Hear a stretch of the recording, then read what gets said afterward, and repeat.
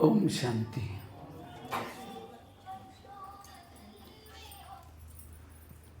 तो अभी हम एक बहुत अच्छा विषय पर चर्चा करेंगे। हमारी स्थिति शक्तिशाली बने उसका पुरुषार्थ, स्थिति को शक्तिशाली बनाने का पुरुषार्थ। हमारी स्थिति क्यों बिगड़ती, स्थिति हमारी ना बिगड़े, शक्तिशाली बने, उसके लिए क्या पुरुषार्थ करना है। अभी बाबा की कितनी गहरी मुरली सुनी। हमको सबको सकाश देना है। कौन दे सकता है सकाश? जिसकी खुद की स्थिति शक्तिशाली हो।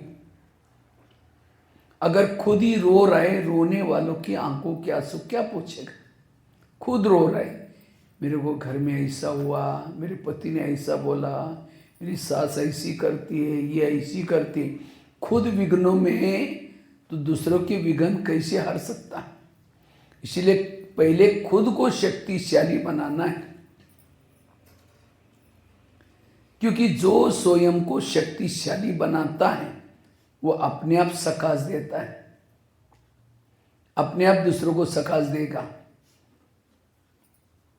खुद जो निर्विघ्न है दूसरों को निर्विघ्न बना सकता है। तो हमारी स्थिति बिगड़ती क्यों? और जो यहाँ संगम युग में शक्तिशाली है वो अनेक रोने वालों की आंखों के आंसू पोंछेगा। उनका भविष्य का पद ऊंचा होगा। उनको संगम युग में अतीन्द्रिय सुख का अनुभव होगा। किसको? जिनकी स्थिति शक्तिशाली है। तो स्थिति को शक्तिशाली बनाने के लिए सबसे पहला पुरुषार्थ है आत्माभिमानी बनना। जितना आत्माभिमानी बनेंगे आपकी स्थिति शक्तिशाली बन जाएगी। हमारी स्थिति बिगड़ने का सबसे पहला करना है देह भान। आज के मुरली में भी बाबा ने कहा ना, मैं आत्मा हूं, इस आत्मा को देख रही। ये आत्मा, आत्मिक दृष्टि, आत्मिक वृत्ति, आत्मिक भावना, जो शुरू में भी दादियों ने यही पाठ पक्का किया था, लेकिन अब सेवा का विस्तार इसके कारण कम हो गया। बाबा कहते फिर से दोबारा इसको अपनाओ। तो आत्माभिमानी स्थिति वाला ही शक्तिशाली है, क्योंकि आत्माभिमानी स्थिति में रहने वालों को किसी के दोष दिखाई नहीं पड़ते, सब अच्छे दिखाई पड़ते। जो आत्माभिमानी स्थिति में रहता है, रात को सोया है उसका योग लगा हुआ है, रास्ते में वो चल रहा है उसका योग लगा हुआ है। जो आत्माभिमानी स्थिति में रहता है कर्म योगी है, कर्म कर रहे हैं हाथ से, लेकिन उसका योग बाबा से लगा हुआ है। आत्माभिमानी स्थिति वाला एक परमात्मा के सिवाय कहीं भी प्रभावित नहीं होता। ना कोई इसको वस्तु प्रभावित करते हैं, ना व्यक्ति प्रभावित करते हैं, ना कोई पदार्थ वे प्रभावित करते हैं। किसको? उसकी बुद्धि सभी। ये जैसे आज बाबा ने एकांत प्रिय। कौन एकांत प्रिय है? जो आत्माभिमानी स्थिति में रहता है। इसीलिए स्थिति को बनाने के लिए पहला ये पाठ हमें पक्का करना है, मैं आत्मा हूं, आत्मा हूं, आत्मा हूं। जैसे जिस घर में लाइट होती है वहां भूत कहाँ रहता है? अंधेरे में। तो जिस शरीर में आत्मा का पाना है वहां कोई भी विकार रूपी भूत नहीं रहेगा।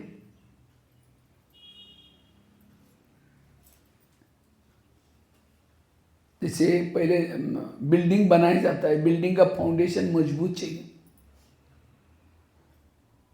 जितना खर्चा ऊपर होता है उतना खर्चा नीचे फाउंडेशन में डालना पड़ता है।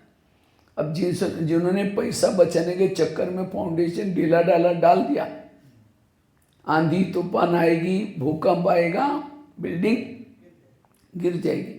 इसी तरह जिन्होंने इस ज्ञान मार्ग में आत्मा का पाठ पक्का नहीं किया और सेवा में लगा है, दूसरों को सुनाने में लगा हुआ है और कार्य में लगा हुआ है, जब माया का आंधी तूफान आएगा वो फेल हो जाता है, गिर जाता है।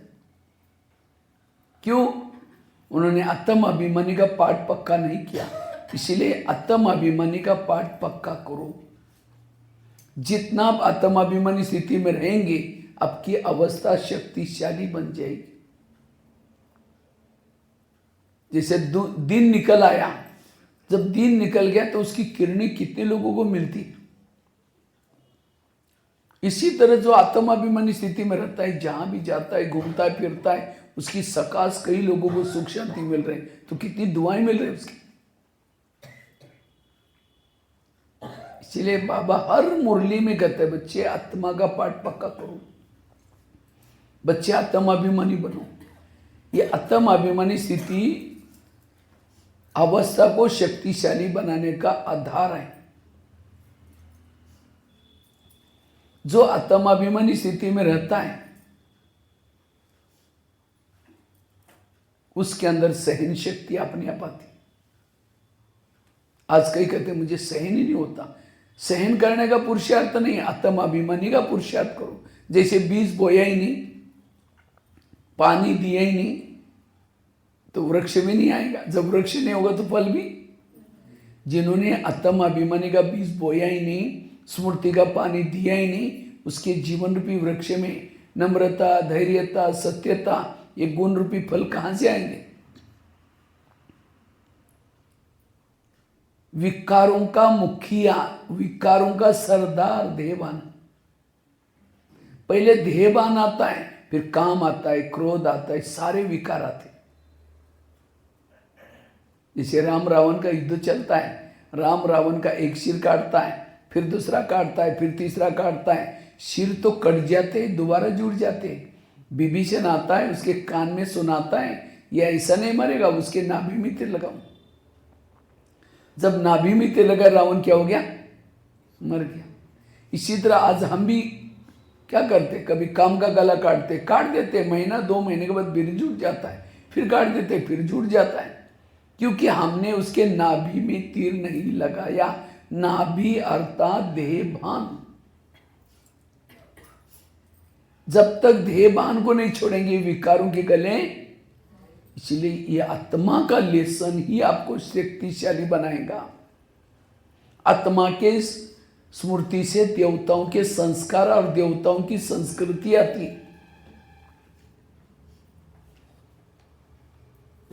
आज देवी देवता सुखी क्यों थे? क्योंकि वो अशरीरी आत्माभिमानी स्थिति में रहते थे। हमारे 2 लक्ष्य, एक संगम का लक्ष्य, दूसरा सत्युग का लक्ष्य। संगम का लक्ष्य क्या है? अशरीरी बनना, विधेयी बनना, निराकारी बनना, बीजरूप बनना, बिंदुरूप बनना, यह है संगम का लक्ष्य। और जो संगम के लक्ष्य तक पहुंचेगा, सत्युग का लक्ष्य, तो उसकी परिचय वो अपने आप मिल जाएगा। इसलिए हमें क्या पुरुषार्थ करना है? ये अशरीरी बनने का पुरुषार्थ करना है, आत्माभिमानी बनने का पुरुषार्थ करना है। इसलिए बार बार ये पाठ पक्का करो, मैं आत्मा हूं, मैं आत्मा हूं। जो आत्माभिमानी स्थिति में रहता है,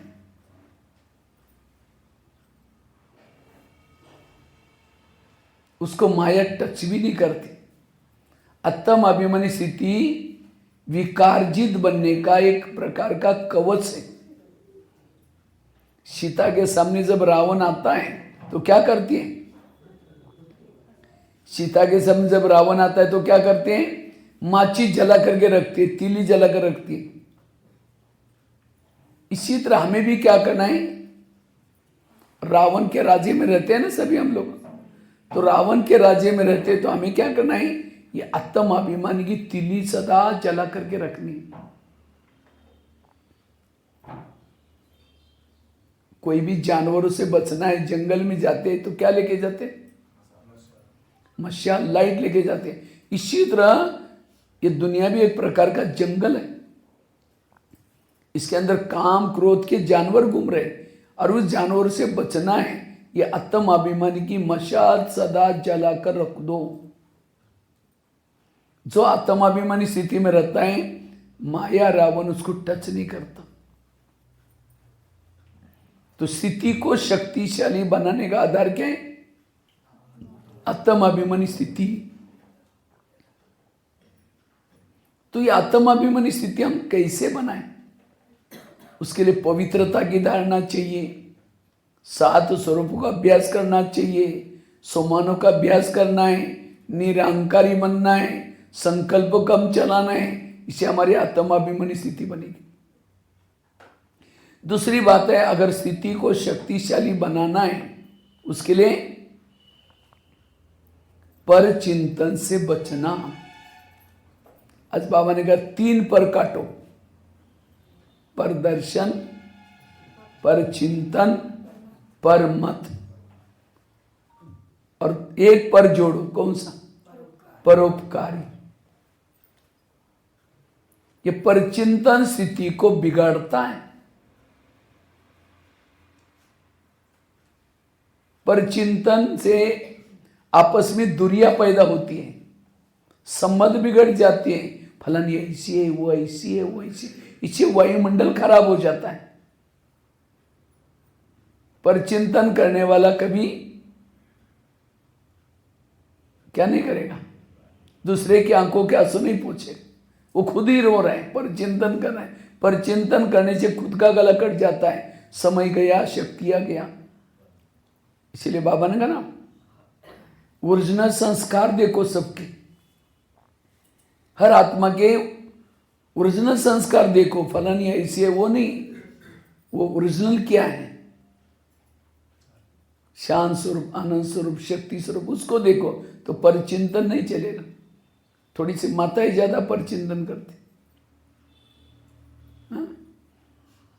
इसमें ऐसा कोई है जो कभी भी किसी का परचिंतन करता भी नहीं, किसी का सुनता भी नहीं? अगर है तो हाथ खड़ा करो, लेकिन झूठ बोले कौवा काटे। शाम को कौवा काट के जाएगा। है कोई बैठा है कभी परचिंतन, सुनता भी नहीं और किसी का करता भी नहीं? है तो हाथ खड़ा करो। ऐसा भी लोग करते। तो आज से हमें क्या करना है? इसके ऊपर ध्यान देना है, क्योंकि परचिंतन करने से वायुमंडल क्या हो जाए। और हमें बाबा तो कहते हैं, बच्चे क्या करो, सकाश दो। कोई फैक्ट्री से धुआं निकालेगा तो गवर्नमेंट क्या करते हैं? उसको बंद कर लेते हैं। इसी तरह परचिंतन का धुआं निकालेंगे तो बाबा आपके बुद्धि रूपी फैक्ट्री को लॉक लगा देगा, ताला लगा देगा। बाबा देखेगा ये महागामा की कौन सी फैक्ट्री से धुआं निकल रहा है, झारखंड से, तो उसकी बुद्धि का ताला क्या करेगा? बंद करेगा। मुश्किल से ताला खोला है, 63 जन्मों से चिल्लाते थे, भगवान मेरे बुद्धि का ताला खोलो खोलो खोलो, और खोल दिया। फिर पर चिंतन करेंगे तो फिर ताला। कई कहते हम करते नहीं, लेकिन कोई आकर सुनाता है तो क्या करें? क्यों सुनाता है? हम सिर हिलाते, अच्छा और क्या हुआ, अच्छा और क्या हुआ। वो उठ के भी जा रहे, बैठो ना, चाय पानी पीते ना, पी के जाओ ना, बताओ ना क्या हुआ। पर चिंतन करने वालों को क्या पिला रहे हैं? अगर आपके घर में कोई कचरा लेके आता है, गंदगी बदबू लेके आता है, टोकरा लेकर के, तो आप उसको क्या बोलेंगे? आपका बहुत बहुत धन्यवाद, रोज आए करो, और जहां पूजा होते हैं वहां डाला करो। ऐसा बोलेंगे। कचरा डालेगा तो उसको भगाएंगे, भाई कूड़ादान थोड़ी हमारे घर, उधर जाओ। लेकिन यहाँ कोई बेरत बातें सुनाता है तो और क्या हो, चाय पानी पिलाएंगे। ये एक दिन कचरा डाल के गया, चाय पानी पिलाई, दूसरे दिन भी रोज आएगा फिर। इसलिए ऐसे व्यक्ति की खतरी ये है संग दोष। संग मतलब कोई नॉन बीके, बीके की बात नहीं। अगर कोई बीके भी है, अगर किसी की बुराई सुनाता है, ये भी क्या है? ये भी संग दोष है। कोई सेंटर की, कोई बहनों की, इधर उधर की सुनाता है, क्योंकि परचिंतन सुनने से भावना बिगड़ जाती है। और एक बार अगर भावना बिगड़ गई, हम सेवा कैसे कर सकेंगे दूसरे की? इसलिए ऐसी बातों से बचना। किसी को उल्टी आती है, उल्टी आती है, तो उल्टी करने वाला कहाँ जाता है? उल्टी क्यों आती है? जो चटपटी चीजें खाता है, तला हुआ खाएगा, सड़ा हुआ खाएगा और वोमिटिंग करेगा, तो वोमिटिंग कहाँ करता है? वॉश बेसिन में। कोई उल्टी करता, हम नाक बंद करके उसको भगाते, उधर जा उधर जा। और यहाँ कोई उल्टी करता तो, परचिंतन सुनाता तो क्या करेंगे और करें। हाँ, और उल्टी किस में किए जाते हैं? वास बेचन है। पर चिंतन किस में किया जाता है? कान में। कान कोई वास बेचन तो नहीं है ना। वैसे कान का आकार कैसा है? सुंदर सा वास बेचन है, बीच में एक नली भी। और हर व्यक्ति का वास बेचन फिक्स है। ऐसी कोई बातें देखता है उसको फोन कराता है, करता है वास बेचन को। वंडरफुल है, आ जाओ, मैंने बड़े वंडरफुल बात सुनी है, आ जाओ। वाश बेसिन में बड़ा खुश होकर आता है, बताओ क्या हुआ। अब कोई उल्टी करता है उसको नाक बंद कर भगाते हैं। यहाँ कोई उल्टी करता है तो और कहेंगे और मेरे कान में डाल। कोई कान में उल्टी कर दे उसको लेके घूमो, आपके पास कोई आएगा? और ये मच्छर मक्खियां पैदा होगी, वो दुखी बन जाएगा। और पर चिंतन सुनने वाला दुखी बन जाता है, सुख शांति उसको, उसके दिल में बाबा बैठेगा। इसलिए अपने दिल को स्वच्छ करो। बाबा ने तो टाइटल हमको क्या दिया? तुम होली हंस हो। कौन हो? सफेद ड्रेस दिया ना हम लोगों को। लेकिन केवल सफेद ड्रेस पहनने से हंस थोड़ी बनेगी। अगर मैं किसी की दोष देखता हूं, बुराई देखता हूं, वो है कौवा, हंस नहीं है। और कौवा होगा तो उसके दिमाग में सरस्वती कैसे बैठेगी? इतनी 4 पेज की मुरली सुनी, शाम को पूछे कि आज का वरदान क्या था? बड़ा अच्छा था। क्या था? बड़ा अच्छा था। क्या था? हाँ बहुत अच्छा था। एक शब्द भी याद नहीं रहेगा। क्यों? अवगुण देखने की आदत है, बुराई देखने की आदत है, उसके दिमाग में कभी सरस्वती। और जहां सरस्वती नहीं बैठेगी वहां भविष्य में उसके पास लक्ष्मी भी नहीं आएंगी, उसके बाद धन संपत्ति नहीं होंगी। क्यों? संगम युग में सरस्वती को दिमाग में नहीं बिठाया। तो सरस्वती कब बैठेगी? नीर अलग, खीर अलग, दूध अलग, पानी अलग, अच्छाई अलग, बुराई अलग। हर एक से मुझे अच्छाई देखने, बुराई। इसलिए पर चिंतन से बचना,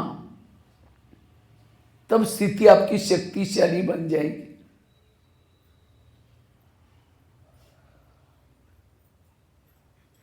एक शिष्य था, भगवान के पास जाता है तो भगवान क्या कहता है? भगवान मैं बहुत आगे बढ़ना चाहता हूं, मैं अपनी उन्नति करना चाहता हूं। तो भगवान ने कहा ठीक है, उसके लिए मैं तुम्हें 2 थैले देता हूं। एक थैले को तुम पीछे रखना और दूसरे थैले को आगे रखना। भगवान ने कहा जो पीछे वाला थैला है, तुम्हारे आस पास पड़ोस में जो भी लोग रहते हैं उस सभी के अंदर जो बुराई है, उस बुराई की चिटकी बना करके मैंने डाली है पीछे वाले थैले में। और आगे वाले थैले में तुम्हारे अंदर जो बुराई है, तुम जिद्दी हो, किसी को नहीं मानते हो, तुम्हारी जो दोष है, वो दोष की चिटकी बना करके मैं आगे वाले थैले में डाला है। लेकिन भगवान ने कहा जो पीछे वाला थैला है दूसरे की बुराई का, उसको अच्छी तरह बांध देना, बांध करके पीछे रखना, खुद देखना भी नहीं, दूसरों को भी उसके बारे में कुछ सुनाना। कहता है भगवान मुझे सुख चाहिए, मैं ऐसा ही करूंगा जैसे आपने बोला है। तो थैले लेके चला गया। तो कुछ साल के बाद वो शिष्य क्या करता है? पीछे का थैला आगे किया, दूसरे की बुराई को क्या किया? आगे, और अपनी बुराई को क्या किया? पीछे। जैसे थैले उल्टे के वरदान उल्टे हो गए। फिर भगवान के पास आता है, कहता है भगवान मुझे सुख मिला ही नहीं, शांति मिली नहीं। भगवान ने कहा अच्छा, तुमको जो मैंने थैले तो उसको कहाँ रखा? कहता है भगवान मैंने कई बार भूल की, पीछे का थैला आगे किया। भगवान ने कहा यही तो तुम्हारे दुखों का कारण है। ये कहानी किसी और की नहीं, किसकी कहानी? हमारी अपनी। हम भी यहाँ आते हैं तो बाबा थोड़ा सुख दो, शांति दो। बाबा कहता है ठीक है बच्चे, मैं तुमको वरदान देता हूँ और साथ में 2 थैले देता हूँ। दूसरे की बुराई को कहाँ रखो? पीछे, और अपनी बुराई को। लेकिन हम बाहर जाकर के क्या करते? दूसरे की बुराई को आगे करते और अपनी बुराई को। यही हमारे दुखों का कारण है, यही हमारी स्थिति बिगड़ने का कारण है। इसलिए आज से कभी भी पीछे का थैला आगे, दूसरे को नहीं देखो, परचिंतन नहीं करो। यह परचिंतन स्थिति को बिगाड़ता है। अब किसी के घर में जाओ, उनके बच्चे भी बैठे हैं, बाप भी बैठा है, बच्चों को कहेंगे बच्चा ठीक नहीं, नालायक है, ऐसा है वैसा है, और बाप को कहेंगे आप बहुत अच्छा, आप कितने अच्छे। बाप कहेगा तुम पहले यहाँ से भाग जाओ, तुमने मेरे बच्चों की गिलानी की, तुम मेरे को अच्छा बोलता है। क्योंकि हर मम्मी पापा को अपने बच्चे क्या होते हैं, प्यारे होते हैं। इसी तरह सारा दिन कहेंगे वो बहन ऐसे, वो भाई ऐसे है, वो ऐसा करता है, वैसा करता है। और शाम को योग में बैठेंगे, मीठे बाबा, प्यारे बाबा, शांति के सागर, दया के सागर। बाबा कहेगा मैं भूल गया, मुझे याद दिला रहे, पहले तुम यहां से भाग जाओ ना। इसीलिए भगवान से प्यार करना है तो भगवानी रचवी दुनिया का हर इंसान मुझे प्रिय चाहिए, हर व्यक्ति मुझे पसंद आना चाहिए। इसलिए मुझे किसी का परिचिंतन नहीं करना है, ना किसी को सुनाना है। पर चिंतन से बचना, तब स्थिति शक्तिशाली बनेगी। स्थिति बिगड़ने का कारण है परिचिंतन। परिचिंतन करने वाला ज्यादा समय ज्ञान में नहीं चलेगा, यहां से चला जाएगा। आप लोगों को तो नहीं जाना, कभी बाबा कहते मेरे अच्छे अच्छे बच्चे थे, ज्ञान योग करते थे, लेकिन आज भाई नहीं, चले गए। क्यों गए? उन्होंने यहां किसी के दोस्त देखा, वो यहां से, तो घाटा किसका हुआ? उसको लगता है तो मैं चला गया, इनका सेंटर बंद हो जाएगा। बाबा का तो यहाँ एक चला गया 10 आ जाएंगे। ये भगवान का यज्ञ है, तुम्हारे से जाने से तो यज्ञ बंद नहीं होने वाला है। इसलिए बाबा कहते किसी के भी दोष नहीं देखो, पर चिंतन नहीं करो। एक सत्संग चलता था, उस सत्संग में बहुत सारे लोग आते थे। तो एक दिन शिष्य गुरुजी को कहता है गुरुजी मुझे एक वरदान चाहिए। तो गुरुजी ने कहा क्या वरदान चाहिए? कहते हैं मेरे बारे में सबके दिल में क्या चलता है मैं जानना चाहता हूँ। तो गुरुजी ने कहा ठीक है, मैं उसके लिए तुम्हें वरदान देता हूँ, साथ में एक छड़ी देता हूँ। छड़ी मतलब मांत्रिक डंडा। जब भी तुमको किसी के दिल में तुम्हारे बारे में क्या चलता हो जानना है, छड़ी को दिल में रखो, उस व्यक्ति का नाम लो, तुम्हें पता चलेगा। तो छड़ी दी, वरदान दिया, शिष्य चला गया। अचानक शिष्य को याद आया पहले मैं गुरुजी की चेकिंग करता हूं, गुरुजी के दिल में मेरे बारे में क्या चलता होगा। तो रुक करके बीच में रास्ते में छड़ी को दिल में रखा, गुरुजी का नाम लिया, थोड़ी सी छड़ी काली होगी।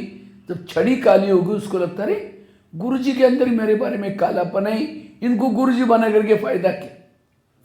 आश्रम में आना बंद हो गया। 1 दिन हो गया, 2 दिन हो गया, महीना हुआ, साल हुआ। एक दिन गुरुजी की नजर गई, अरे वो कुर्सी तो 1 महीने से खाली है, 6 महीने से खाली है, क्या बात है, ये क्यों नहीं आता? गुरुजी उसके घर में गए, पूछा कि क्या जी आजकल सत्संग में नहीं आते? कहते गुरुजी आजकल घर में मेहमान आते, मेरी तबीयत थोड़ा ऊपर नीचे है, थोड़ा सा आजकल बच्चों की परीक्षा चल रहे हैं, खेती बाड़ी का काम है, थोड़ा त्योहार भी चल रहे। गुरुजी ने कहा 6 साल से आश्रम में आते थे, आंधी आए तूफान आए कुछ नहीं जी गुरुजी, नहीं जरूर कुछ बात है। कहा कि गुरुजी आपके अंदर मेरे बारे में कालापन, जो छड़ी दिया ने मुझे देख लिया। गुरुजी ने कहा अच्छा ये बात है क्या, लेकिन तुमने देखा कि तुम्हारे अंदर औरों के बारे में कितना कालापन है? कहा कि नहीं देखा। देखो, शिष्य ने छड़ी को दिल में रखा, अपना नाम लगा, पूरा छड़ी काली होगी। गुरु की कितनी काली थी? थोड़ी काली थी, लेकिन उसने अपने छड़ी दिल में लगा, पूरी काली। अपनी काली देकर के शर्म आई, सिर झुका। तो गुरुजी ने कहा कोई बात नहीं, मैं भी जब आश्रम में आया था मेरी भी छड़ी पूरी काली थी, लेकिन मैंने तपस्या करते करते दान पुण्य करते इतनी बची है, वो तो मैं कर ही रहा हूं। तुम मेरे को देकर के आश्रम में नहीं आओगे, जो तुम्हारी सफेद बन रही वो भी काली हो जाए। तब वो शिष्य कहता है गुरुजी आज मैं कितनी भूल करने जा रहा था। गुरुजी ने कहा कोई बात नहीं, बड़ों की कमजोरी कभी मान न देखना। ये कहानी भी किसी और की नहीं, किसकी है? ये भी हमारी अपनी कहानी है। हम भी यहाँ आते आते आते हमारी जो पतित आत्मा थी, काली आत्मा थी, पावन बनना शुरू हो जाते हैं। लेकिन जैसे पावन बनना शुरू हो जाते हैं, बहनों के संपर्क में आएंगे, सेवा के संपर्क में आएंगे, मद सेंटर के संपर्क में आएंगे, तो फिर कभी कभी कहेंगे यहाँ जो पैसे देते हैं ना ज़्यादा उसको आगे करते, फलानी बहन जी ऐसे, वो भाई ऐसा, कुछ ना कुछ दोष देखेंगे। भावना याद रखना, जब हम किसी के दोष देखते हैं उसका सबसे पहला अटैक हमारे भावना के ऊपर होता है। हमारी भावना क्या होते हैं? और भावना और योग इसका बहुत गहरा कनेक्शन है। जितनी आपकी भावना ऊंची, बाबा के प्रति भावना ऊंची, बहनों के प्रति भावना ऊंची, सेंटर के प्रति भावना, आने वालों के प्रति भावना, उतना आपका योग अच्छा। भावना बिगड़ी, योग खत्म। इसीलिए बाबा कहते बच्चे, आज जिसकी बुराई देख रहे, जिस बहनों की या भाई की बुराई देख रहे, वो तो योग लगा रहे, पुरुषार्थ कर रहे, उनकी बुराई निकल जाएंगी। अगर आप यहां नहीं आएंगे तो आपकी जो सफेद रहे वो भी। इसीलिए कभी भी यहां किसी के दोष देकर के आना नहीं छोड़ना है, घाटा हो जाएगा, पश्चाताप करना पड़ेगा। इसीलिए बाबा कहते बच्चे, ये पर चिंतन कभी नहीं करो। पर चिंतन करने से स्थिति बिगड़ जाती है, पर चिंतन करने से अवस्था बिगड़ जाती है। इसीलिए सुदर्शन चक्र घुमाओ और असुरों के गले काटो। प्रदर्शन करने से खुद का ही गला कट जाएगा, खुद का ही घाटा हो जाएगा। इसीलिए मुझे किसी के एक दूसरे का बुराई नहीं देखनी। तीसरी बात है, अवस्था क्यों बिगड़ती है? श्रीमत का उल्लंघन करने से अवस्था बिगड़ती है। तो आप लोग महागा माह वाले कितना परसेंटेज बाबा के श्रीमत प्रमाण चलते बताओ, कितना परसेंटेज चलते? नियम तो पता है ना, क्या क्या नियम है? अमृत वाला उठना, रोज की मुरली सुनना, शुद्ध भोजन खाना, पवित्रता का पालन करना, ट्रैफिक कंट्रोल करना, ये सारे नियमों अनुसार आप लोग कितना परसेंटेज नियमों को फॉलो करते बताओ? हर एक का अलग अलग है, तो अपना अपना बताओ। 80%, 100%, 40%, कितना? क्यों बोल ही नहीं रहे? बोलो, जल्दी बोलो। नहीं, कितना परसेंटेज बाबा के नियमों को पालन करते आप लोग? मेरा प्रश्न ये, कितना? पीछे भाई लोग बोलो, 2-3 तो बोलो से फटाफट। 60%। अच्छा, और बताओ? 50%। और बोलो? 50। और मत है 50। आजकल हम नियम किसको समझते हैं? अमृत वाला उठना। हर नियमों के 10 मार्क हैं। अमृत वाला उठे, आपके 10 मार्क मिल गए। सारा दिन का 100 मार्क का क्वेश्चन होता है, और जितना आप करते हैं आपके ऊपर कंप्यूटर में जमा होता है। लास्ट में सबके कंप्यूटर ऑफ हो गए, जिसको, क्योंकि 9 लाख में से नंबर निकालना है। फर्स्ट नंबर, 8 नंबर, अष्टरत्न, 16,108, ये नंबर कैसे मिलते हैं? जो नियमों प्रमाण चलते हैं। अपने अमृत वाला की तो आप कितने मार्क देंगे? 10। मुरली सुनी, कितने मार्क देंगे? 10। अमृत वाला के 10, मुरली के 10, शुद्ध भोजन के 10, पवित्रता के केवल 20, क्योंकि पवित्रता थोड़ी डबल है। 10 मार्क है स्थूल पवित्रता की, और 10 मार्क है सूक्ष्म मनसा वाचा कर्मणा की। समझो आप अमृत वाला उठे, कितने मार्क देंगे? 10। लेकिन नहीं, उसका अंदर डिवाइडेशन है। अमृत वाला उठे थे, 5 मार्क मिले। अमृत वाला उठ करके झुटका लगाते हुए योग किया, 2.5 मार्क कट हो गए, 5 मार्क कट हो गए। अच्छा, झुटका नहीं लगाता, ऐसे ही एकदम ये वो के बैठे, लेकिन बुद्धि रूपी आंख भटक रही थी, बुद्धि परम धाम में गई नहीं, तो भी आपके 2.5 मार्क कट हो गए। आपने मुरली सुनी, लेकिन मुरली से पहले आधा घंटा योग नहीं किया, 5 मार्क चले गए। अच्छा, मुरली सुनी, लेकिन जो सुनी उस प्रमाण बाहर सारा दिन किया ही नहीं, प्रैक्टिकल में केवल सुनने तक रह गए, केवल आपको 1 मार्क मिला मुरली की। 9 मार्क आपके गए। 5 मार्क योग के पहले, क्लास के पहले योग नहीं किया, उसके गए, और 4 मार्क उसको धारण नहीं किया, वो इसीलिए गए, और केवल आपको मिला कितना? ये है ज्ञान की गहराई। समझो, बाहर का भोजन नहीं खाया, अपने घर का खाया, बातें करते खाया, आधे मार्क गए। केवल आपने बाहर का नहीं खाया, सिर्फ 5 मार्क मिल गए। चुवा को मिली हल्दी के घाटी का तमे पंसारी बन गया। समझो, एक शब्द लिख दिया हिंदी में, मैं शांति सागर की संतान हूं, लेकिन शांति की मात्रा पीछे वाली मार दी, मराठी वाली। पढ़ने वाला क्या कहेगा, हिंदी वाला एक रॉन्ग है, ग्रामेटिकल चेक करने वाला क्या क्या बोलेगा, रॉन्ग है, क्योंकि ग्रामेटिक मिस्टेक है। इसी तरह अपने अमृत वाला का कर्म किया लेकिन विधि पूर्वक नहीं किया, इससे मार्क कट होगा। इसलिए हर कर्म विधि पूर्वक करना, तब श्रीमत के मार्क मिलते हैं। लेकिन हम ईश्वरीय नियमों का उल्लंघन क्यों करते हैं? एक तो सबसे पहली बात है लोक लाज आते हैं। समझो बाहर का भोजन हम क्या करते, समझो किसी के घर में गए, उस समय क्या लगता है, अगर इनका भोजन नहीं खाएंगे तो क्या हो जाएंगे, नाराज हो जाएंगे। और हम कितना सालों के बाद इनके पास आए। बाबा तो कहते हैं बच्चे किसी को नाराज नहीं करो। ये श्रीमत में क्या मिला रहे, मनमत मिला रहे, लोकलाज आ रहे। उसको तो राजी किया लेकिन भगवान को। आज सीता कमजोर क्यों बनी, क्योंकि उसने क्या किया, श्रीमत में मनमत मिक्स किया। जब उसको ये बोल के गया था लक्ष्मण, भाभी तुम इस रेखा के बाहर नहीं आना, बाकी सब हम देख लेंगे, लेकिन वो क्या कहते, ये तो साधु हैं, अगर इसको भिक्षा नहीं देंगे नाराज हो जाएगा। ये श्रीमत में क्या मिलाया और बाहर आई, रावण उठा के ले गए। तो इसी तरह हम भी क्या करते, श्रीमत में भगवान ने कहा है। इसे अंगद ने जब पांव जमाया और प्रतिज्ञा की, क्या प्रतिज्ञा की, जो पांव हिलाएगा सीता उसकी हो जाएगी।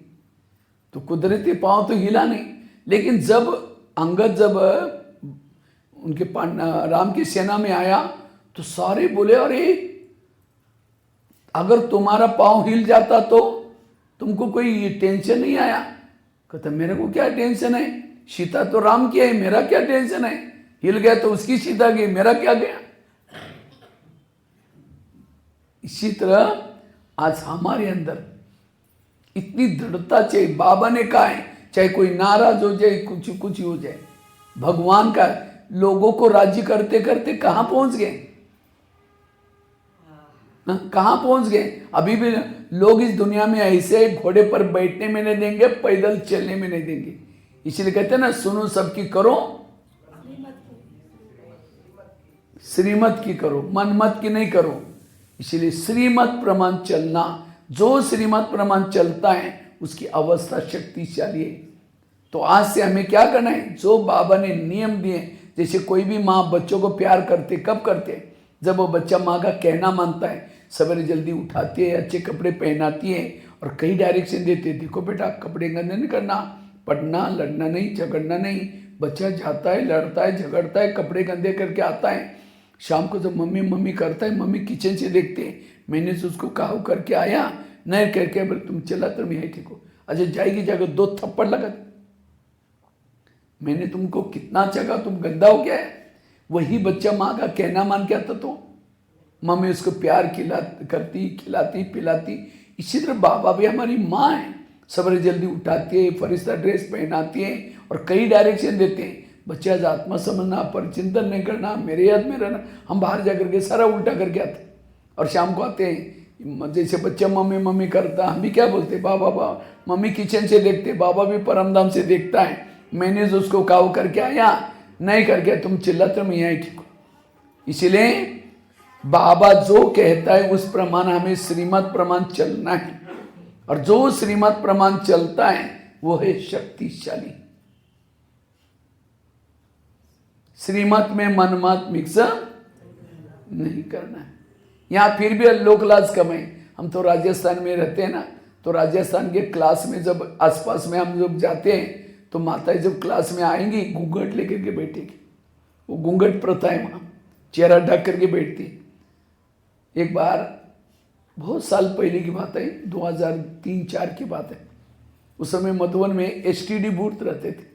आजकल एसटीडी तो खत्म हो गया, मोबाइल हो गए सभी पर। तो एक राजस्थान की माता टेलीफोन वो एसटीडी बूथ पर आई थी कुछ फ़ोन करने के लिए। मुझे भी किसी बाहर को किसी को फ़ोन करना था। तो जब मैं मेरा नंबर पीछे था, वो माता जी आगे थी। तो जैसे वो माता जी का फ़ोन लगा फटाफट घूंघट लेकर के उसमें से बात कर रहे थे, घूंघट से अंदर से। मैंने फोन पूरा होने के बाद, माता जी हमने चेहरा ढक करके ऐसा बात क्यों किया? कहते ससुर जी से बात कर रहे थे ना। हमने कहा ससुर जी कहाँ है? कहते जयपुर में, आबू से 500 किलोमीटर दूर। मैंने कहा ससुर जी से नहीं, वहाँ तो देख तो नहीं लिया तो कितना, लेकिन मुझे बहुत अच्छा लगा।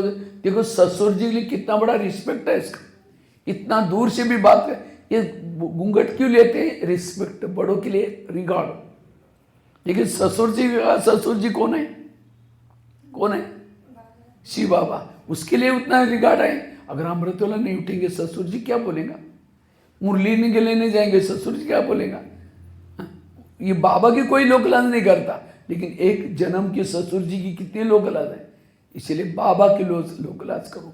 इसलिए श्रीमत में मन मत मिक्स नहीं करना है। जितना श्रीमत प्रमाण चलेंगे अवस्था शक्तिशाली रहेगी। श्रीमत के अंदर रहो सारा दिन। बाबा कहते हैं माया मेरी बेटी है और तुम मेरे कौन बच्चे हो। तो माया और आपका रिश्ता क्या हो गया? भाई और बहन। कोई बहन भाई को थप्पड़ मारते, कब मारते? कब मारते? जब भाई बाप का कहना नहीं मानता तो बहन थप्पड़ मारती। थप्पड़ मारने में कमी नहीं करती। कहते भैया ज्यादा होशियारी करेंगे, पिताजी से ज्यादा सीख गए क्या? सावधान करते। इसी तरह माया भी हमारी बहन है। जब हम कभी नियम का उल्लंघन करते हैं, अमृतवाला नहीं करते, मुरली के लिए आनाकानी करते, तो माया बहन जोर से थप्पड़ मारते हैं। कहते भैया ज्यादा होशियारी कर रहे क्या? जिस दिन आपको कभी माया ने थप्पड़ मारी, गाल पकड़ करके चेक करो, मैंने जरूर नियमों का उल्लंघन किया। इसीलिए रोज माया बहन के सामने प्रतिज्ञा करो, कभी थप्पड़ मारते तो सॉरी माया बहन, आज से कभी भी नियम का उल्लंघन।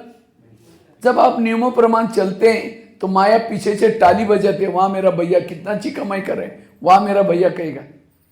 इसीलिए ईश्वरीय नियम कभी तोड़ना नहीं है। तो क्या क्या मुख्य नियम है? अमृतवाला रोज उठने का नियम है, क्लास के पहले रोज आकर के बैठने का नियम है, क्लास के पहले योग करने का नियम है। लेकिन मैं देखता हूं क्लास के पहले कोई आते ही। क्लास का योग कितना बजे होता है? 7:30 बजे योग चालू, मुरली चालू हो जाते हैं। लेकिन उससे पहले 7 बजे जो योग चलता है कोई नहीं होते। जो क्लास के पहले योगी नहीं करता मुरली, उसके कोई काम के नहीं। इसलिए कल से उस नियम को पालन करेंगे। शुद्ध भोजन खाना, पवित्रता का पालन करना, बैच पहनना, जो भी नियम है नियमों प्रमाण चलो। बाबा के 2 प्रकार के बच्चे, एक कच्चे दूसरे पक्के। आप कौन से लिस्ट में आते? पक्के। तो पक्के मतलब सारे नियमों को पालन करते हैं और पक्के जाते सतयुग में, कच्चे जाते त्रेता युग में। इसलिए पक्के बनो। भले पांडव थोड़े थे लेकिन ताकत थी। क्यों? वो पक्के थे, निश्चय बुद्धि थे। तो इसलिए आप सभी को भी क्या बनना है? निश्चय बुद्धि। मतलब जो नियमों को फॉलो करता वो निश्चय बुद्धि। अभी तक भी हमने बाबा को नहीं पहचाना। बाबा को पहचानना अर्थात उसके नियमों को फॉलो करना। उसके लिए लोग क्या करते हैं, लोग क्या बोलते हैं, वो हमें नहीं देखना। भगवान क्या कहता है? 3 बातें बताई। अगर अवस्था को शक्तिशाली बनाना है, पहली बात आत्माभिमानी अशरीरी निराकारी का अभ्यास। दूसरी बात कौन सी बताई? पर चिंतन से बचना, धुआं नहीं निकलना, छड़ी वाली कहानी, थैले वाली कहानी, कान में उल्टी नहीं डालना, कितनी सारी टोटके बताए। तीसरी बताई श्रीमत का पालन करना, श्रीमत के गहराई में जाना, वो है शक्तिशाली। चौथी बात है अवस्था को शक्तिशाली बनाना है, उसके लिए विधि पूर्वक योग लगाओ। योग कैसे लगाओ? विधि पूर्वक योग लगाओ। और खास तो अमृत वेला अच्छी करो। जिसकी अमृत वेला अच्छी, क्लास के पहले योग, और जो मुरली रोज सुनता है, ये 3 चीजें करता, उसकी अवस्था शक्तिशाली है। तो अमृत वेला कौन कौन करता है? हाथ खड़ा करो। अच्छा, सब लोग करते हैं। लेकिन अमृत वेला का चुपचाप आपका कोई वीडियो बनाया जाए, आपको पता भी नहीं चले आपका कोई वीडियो बना रहे और उसी वीडियो को 10 बजे आपको दिखाई जाए ये सवेरे का आपका अमृत वेला का वीडियो है, क्योंकि मेरा है, मैंने ऐसे किया था। दीवार के सारे बैठे मुंह खुला के बंदा, 2 बार मच्छर अंदर भी आया और बाहर भी आया, पता भी नहीं चले। अगर ऐसा योग करेंगे तो अवस्था शक्तिशाली बनेगी। इसलिए अमृत वेला अलर्ट होकर के बैठो। समझो आप घर में कोई मेहमान को बुलाओ, मेहमान बहुत बड़ा है लेकिन आपका स्नेह प्यारा इसलिए 10 काम छोड़ के आपके पास आया।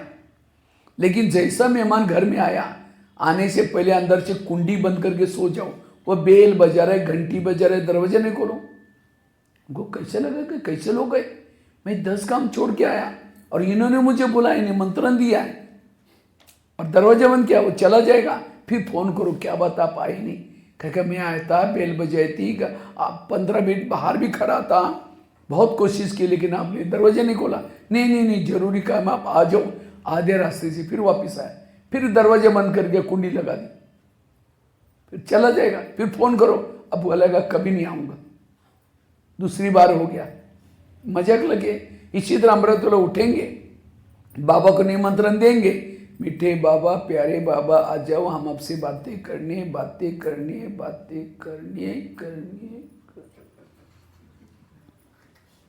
हाँ, उसको तो बुलाया, दरवाजे खिड़की तेरे द्वार खड़ा भगवान, भगत भर ले जो ले भगत, तो हम साथी हो गए। इसलिए आंखें खोल करके बैठो, और केवल खोल के भी नहीं। अब कोई घर में मेहमान आए, उसके चेहरे की तरफ देखते रहो। वो कहे फोन क्यों किया था? तो कई भाई बहन योग में उठेंगे, बाबा के फोटो की तरफ देखते रहेंगे, झूमते रहेंगे, फिर घड़ी में देखेंगे अब कब तक 15 मिनट देखना, अच्छा फिर और अच्छा और 5 मिनट देखना है। अब कोई घर में मेहमान बैठा है, उसके चेहरे की तरफ देखते रहेंगे, फिर घड़ी की तरफ देखते रहेंगे। उनको लगे इनको कहीं जाना है, मेरे को घड़ी दिखा रहा है। कई बार जब मैं क्लास कर रहा था ना, कई माताएं धीरे से ऐसा देखे घड़ी की तरफ, हम समझ गए अंतिम बुद्धि का लंगर उठ गया, अभी सुनाने से कोई फायदा नहीं। जब बुद्धि उसकी घर में जा रहे हैं, सुना के फायदा क्या है? फिर उनको जाना है, हम लोग बंद कर लेते। इसलिए योग में बैठते समय आंखें खोल करके बैठो, उससे बातें करो। वो मीठे बाबा, आपने मुझे क्या से क्या बनाया, क्या क्या। इसलिए अमृत वेला अच्छी करो। एक भाई ने, एक कुमार कहता है, भाई साहब मेरे अमृत वेला नींद ही नहीं खुलती। हमने कहा क्यों? अलार्म लगाए और कहता है अलार्म लगा तो लेकिन सुनाई नहीं पड़ता। हमने कहा क्यों? कहता मैं सोने के लिए परमधाम में जाता हूँ और अलार्म धरती पर बजता है, इसीलिए सुनाई नहीं पड़ता। हाँ। देखो कैसे कैसे क्वेश्चन करते। एक कुमारी कहते हैं, भाई सी मैं अमृत वेला उठती हूँ लेकिन ऊपर परमधाम में नहीं जाती हूँ। हमने कहा क्यों? कहते उसी समय हमारे घर के ऊपर बहुत अंधेरा होता है। कई तो क्या करेंगे, अमृत वेला उठेंगे, शुरू करेंगे, मैं आत्मा हूँ, शांत स्वरूप शक्ति स्वरूप, जा रहे चांद सूरज तारांगन के पार। अब तारांगन के पार से नींद को झुटका लगे, नीचे हड्डी गुड्डी टूट जाएगी। इसलिए अमृत वेला अच्छी तरह उठो, अच्छी तरह योग करो। बाबा तो कहता है बच्चे, मैं तो रोज तुम्हारे घर में आता हूं, तो बाबा आपके घर में आता है, आपको दिखाई पड़ता है? बाबा आपके घर में आता है, रोज अमृत वेला आता है, दिखाई पड़ता है? बाबा को देखने के लिए होश में बैठने की जरूरत है। जो बेहोश होगा उसको कहाँ दिखाई पड़ेगा? कोई व्यक्ति शराब पी करके गटर में पड़ा है और कोई जाकर के कहता है अरे भाई 10 रुपये ले लो, जाओ घर में जाकर सो जाओ। वो क्या बोलता है? मैं राजा हूं, मुझे कुछ नहीं चाहिए। गटर में गिरा है और क्या समझता है? क्योंकि नशे में। इसी तरह बाबा भी वरदानों का झोला लेके सब अमृत वेला आता है, हर एक को पूछते हैं बच्चे तुमको कुछ चाहिए, लेकिन हम झूमते कुछ नहीं चाहिए, मैं राजा हूं। कई तो दिन में झूमते हैं, अमृत वेला तो पता नहीं क्या होता उनकी हालत। कोई दिन में ऐसे करते रहेंगे, क्लास में पूछेंगे, बाजू और पूछे क्या पूछा था, यहां होते वो अब्सेंट है, नींद में। इसलिए अलर्ट होकर के बैठना अमृत वेला। अमृत वेला बाबा, सारी दुनिया के लोग सोए, अमृत वेला 3:30 बजे दुनिया घोर निद्रा में सोई है। आपके घर के भी आसपास में सोए हैं, गेट आपका बाहर बंद है, रूम का गेट भी बंद है, तो भी भगवान कैसे घुस गया घर में और उठाया आपको चुपके से, और किसी को नहीं उठाया, और उठा करके आपके भाग्य में लिख रहे हैं। क्या लिख रहे हैं? मैं तुमको सोने का महल दूंगा, पुष्पक विमान दूंगा, ये करूंगा, और हम वो लिख रहे हैं आपके भाग्य, और ये धन्यवाद देने के बजाय ये कर रहे हैं। ये उसकी कदर है। इसलिए कहते ना, जब भगवान भाग्य में लिख रहे थे, सो रहे थे क्या, और ही उसको थैंक यू दो, बाबा कितना शुक्रिया आपको करो, देखो आप मेरा भाग्य बना रहे, मेरे को सत्युग में लेके जा रहे। मैं कभी सोचा ही नहीं था मैं देवी बन सकती हूँ, जिनकी मैं पूजा करे तो मैं खुद भी बन सकती हूँ। बाबा आप कितना मेरे उपकार करे। याद रहेंगे करना, जो यहाँ ब्रह्मा कुमारी में आएगा, ज्ञान योग करेगा, उनका नाम जब तक सूरज चांद रहेगा, उन लोगों का नाम अमर रहेगा। आज कोई बच्चों को एडमिशन मिलता आईआईटी में, तो क्या करते? आईआईटी में एडमिशन मिलने के से लड्डू पेड़ा बांटना शुरू करते हैं। हमारे बेटों को आईआईटी में एडमिशन मिला, और आपको कहाँ मिला है? प्रिंस प्रिंसेस के कॉलेज में। कभी बांटा है लड्डू पेड़ा? मुझे लगता है शिवरात्रि में एक प्लानिंग बनाओ, अभी भी शिवरात्रि का समय चल रहा है ना, अभी हर एक अपने घर में झंडा लहराओ। यहां नहीं लहराते थे, लहराते आप लोग? बहन जी को बुलाओ, उनको प्लानिंग दे देता हूं। बुलाओ बहन जी को, बहन जी को बुलाना, और 1 महीना तक कर सकते हैं। मैंने देखा शिवरात्रि का माहौल है, लेकिन आप तो चुपचाप ही बैठे। हाँ, हर एक के घर में झंडा लहराओ, और क्या करो, उसी बहाने आप अपने घर वालों को आसपास, क्योंकि शिवरात्रि हमारा बहुत बड़ा त्योहार है, समझा? शिवरात्रि हमारा सबसे, अगर हमारा ब्राह्मणों का बर्थडे, हमने कहा बहन जी आप कल, अभी जैसे मेरा प्रोग्राम होगा उसके बाद से लेकर के, वैसे शिवरात्रि तो 1 दिन होती है। जितने भी भाई बहने आप लोग प्रोग्राम बनाओ, अपने अपने घर में बहन जी से झंडा लहराने, झंडा लगाना। जिनका कुछ ज़्यादा प्रॉब्लम है, घर वाले बंधन वाले, उनको छोड़ दो, लेकिन जो ज्ञान में सारे परिवार चलते हैं, सब मानते हैं, सभी झंडा लहराना। और उसी दिन क्या करना, दिन में 3-4 कर सकते हैं आप, 2-3 प्रोग्राम कर सकते हैं। आसपास वाले अपने रिश्तेदारी को सबको बुलाना, खर्चा करो थोड़ा, और थोड़ा भोग लगाना, और हर घर में झंडा, भले आप मार्च पूरा भी हो जाए कोई बात नहीं, जाने तक आप लोग ये सेवा करो। ये चांस है सेवा संदेश कर देने का। रोज आज उधर करते, सभी तरफ करते हैं लोग, हर जगह पर झंडा दिखना चाहिए। झंडा वर्तमान समय घरों के ऊपर जरूरी है, ये झंडा हमारी रक्षा करेगा। तो अभी परसों से शुरुआत करो, लिस्ट बनाओ, पहले मेरे घर में, फिर इसके घर में, फिर इसके घर में, ठीक है? ये चावल करो। देखो आपके आसपास बहुत भी केव निकलेंगे इससे से। और फिर जो इंटरेस्ट है, गली वाले अगर आपको निमंत्रण देते हैं तो क्या करो, वहाँ 7 डेज का कोर्स करने के लिए जाना है, सबको टाइम दे दो, 7 डेज का कोर्स आकर के करेंगे, बहुत इसे से सेवा हो जाएगी। और शिवरात्रि के दिन बाबा का संदेश मिलेगा सबको, परमात्मा शिव आए हैं, कैसे ज्ञान दे रहे, कैसे भगवान का संदेश देने का एक तरीका है। क्योंकि शिवरात्रि हमारे लिए दिवाली से भी ज्यादा बड़ा त्योहार है। दिवाली से भी ज्यादा त्योहार हमारा शिव बाबा का बर्थडे, सो हमारा भी बड़े धूमधाम से अभी इस साल मनाओ उसको। अभी तो मुझे लगता है मधुवन जाने का टाइम है आप लोगों को, काफी। मधुवन जाने तक रोज घरों में क्या करेंगे, झंडा का प्रोग्राम शुरू करो कल परसों से, ठीक है? तो कहने का मतलब हमें ये इसको फॉलो करना है। तो स्थिति बिगड़ने का कारण क्या क्या बताया? देहभान, दूसरा बताया परचिंतन,